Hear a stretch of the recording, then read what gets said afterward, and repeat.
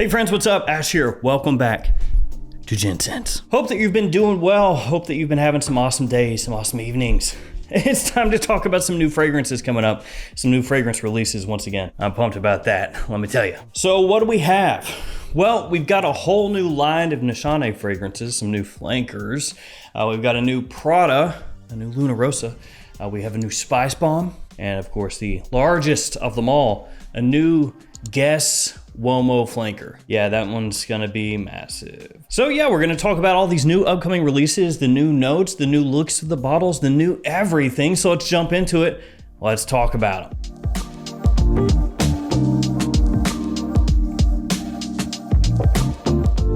Guys, I will have linked in the description where you can find more info on these fragrances in case you do want to check them out. And actually, some of these I have already placed an order for. I've been out of town for a little bit, so I actually just got back in today, which is why this video is coming out a little bit later than it usually would. And I also want to fill you guys in on my fragrance, Terra Nova. So I did a video a little bit ago where I talked about the 10 semifinalists for Men's Fragrance of the Year for last year. And Terra Nova was a semifinalist along with 9 other fragrances. So there were 10 that made the semifinals. Just letting people know that it had made it to the semifinals, and there were about 100 different men's fragrance releases from last year that it was up against. So for it to even make the semifinals was just mind-blowing, because that means that the professional selectors over there at the Fragrance Foundation decided that this deserved it over, you know, almost 90 other fragrances that did not make the cut that were submitted. And I figured, that's awesome. We made it there to the semifinals, cool. But we made it to the finals, boys. Fragrance of the Year, Men's Prestige finalists. Burberry Hero Eau de Parfum, Bad Boy Cobalt, Hermes Terre d'Hermes Eau Givre, Terra Nova, Valentino Uomo Born in Roma Coral Fantasy, and YEDT. So, yeah. I'll link it in the description below where you can see, but yeah, Terra Nova has made it to the finals for Men's Fragrance Release of the Year. I know it's like a longer intro than usual, but I just wanted to fill you guys in on what's been happening, and it's insane to me. Thank you so much, everybody that supported me. Thank you, the Fragrance Foundation, for thinking it doesn't suck. That's cool. A link in the description to Terra Nova at Michael Malloy's website. If you want to pick it up, Gents Scents will get you 20% off. It's also in every Perfumania and every fragrance outlet in the country, in the US. All right, fragrance time, new releases, let's go. Let's talk really quickly about these new Nishane fragrances. There are a number of them, so I'm not going to go into each particular one, but Nishane has launched essentially an X line of fragrances. X, gonna give it to you. Nishane X. So we've got Wulong Cha, 100 Silent Ways, Ani, Hacivat, and Fan Your Flames. You could think of it as like some of their greatest hits, essentially. They have new iterations coming out, which are the X iterations. So like Ani X Nishane, Hacivat X Nishane, Fan Your Flames X Nishane, you get it. So for example, we'll take a look at Hacivat here. Hacivat X is the new interpretation of Nishane's global hit, Hacivat, launched in 2017, paying homage to the traditional shadow play character with a cheaper structure that exudes elegance, competence, and love of art. This fragrance is a celebration of life with stimulating notes of pineapple and bergamot backed by woody notes.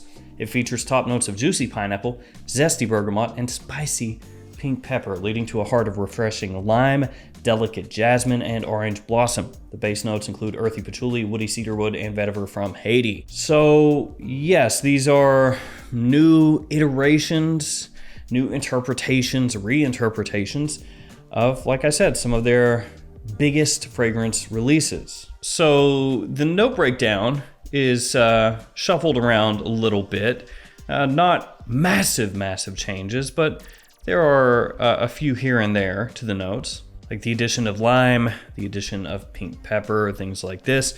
One thing that I do notice, I think the biggest thing perhaps, is the perfumer has changed. So the original Hacivat was done by Jorge Lee, whereas this new version is done by Julien Racanet. So you have a new perfumer stepping in to do this interpretation. So here we go, new fragrances from Nishane, new twists on existing fragrances. So if you are a fan of either or any of those 5 scents that I mentioned, it's worth checking out these new ones. Let's go to the new Prada Luna Rossa Ocean Eau de Parfum, which I have already placed my order for. And this is interesting, but maybe not exactly surprising. So again, calling back to a previous video I did of the top 20 best-selling men's fragrances in the United States for 2022, the highest selling Prada fragrance for men was Luna Rossa Ocean. And you have seen where Prada has been kind of shifting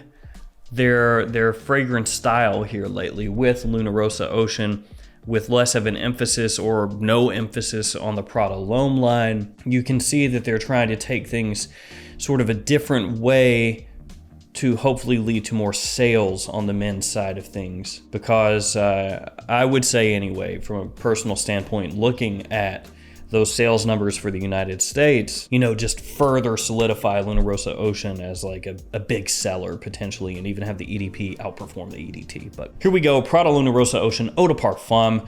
It is the sensual men's cologne by Prada, combining masculine intensity and sophistication through pioneering technology and nature's finest ingredients. Opening with an invigorating burst of grapefruit essence, contrasted with the woody vibrancy of incense and a rich vanilla bean accord.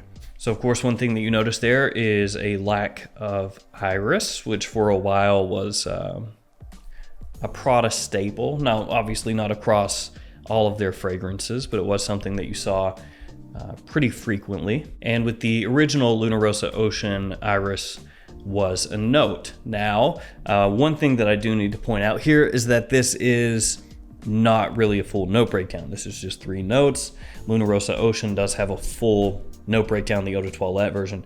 So I'm assuming that this is just kind of like that Cliff's Notes version of a note breakdown, and that later on you get the full version. That does happen quite often. But even so, you can tell just by looking at this that they are going for a little bit more of a, I would say, warm, sweet kind of vibe instead of a more oceanic, super fresh vibe. At least that's what it would look like from these 3 notes. Now, of course, with it being a Luna Rossa Ocean, you do still have that expectation of freshness, wearability, accessibility, and everything else. But it is possible, again, calling back to EDP, that they're trying a similar kind of thing here, where you keep that same DNA, you know, that same general scent structure, but the way that you change it, and you do give it that additional sweetness potentially from the vanilla, and that little waft of smoke and woodiness from the incense is going to make it more appealing in general, and could lead to it selling better than the original version of Luna Rossa Ocean.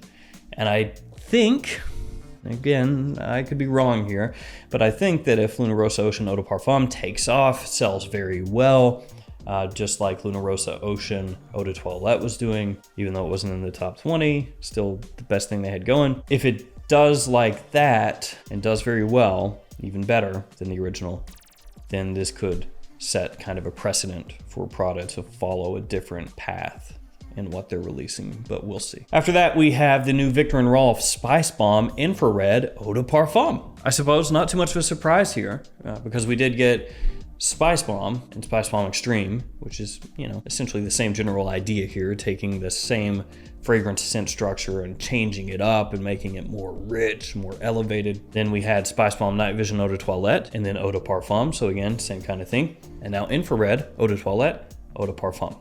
Obviously, Spicebomb Fresh, it's just kind of out there as its own thing or as its own release, but this is something Viktor & Rolf has done before. Release the weaker version and then come out with the stronger version afterward. So Infrared EDP. From the house, Spicebomb Infrared Eau de Parfum is the latest, most sensual launch in the Spicebomb fragrance family. It's an explosion of fiery spices built around a leather accord that creates an intense, sensual fragrance. Impossible to ignore, Spicebomb Infrared EDP pumps up the temperature to the hottest levels. The hottest levels of maximum power. Not at all a surprise either is the theme of the note breakdown. This is something Viktor & Rolf has leaned into heavily with the infrared and night vision fragrances. With night vision, you had a lot of fragrance notes that were green notes, or notes that were of a green ingredient, like pistachio, for example. And with infrared, same deal, but red.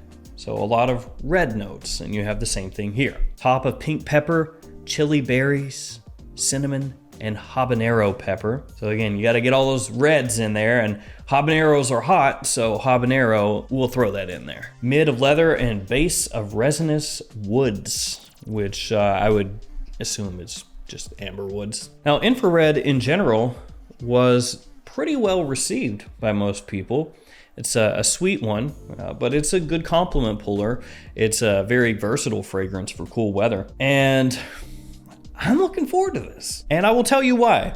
Night vision, eau de toilette, I didn't like a whole lot. And a lot of people didn't really dig that one. Now, if you're a younger person, again, just looking for something sweet and potentially attention grabbing, it works. No problem. Just for me, like personally, what I'm gonna wear, and I'm not in love with it.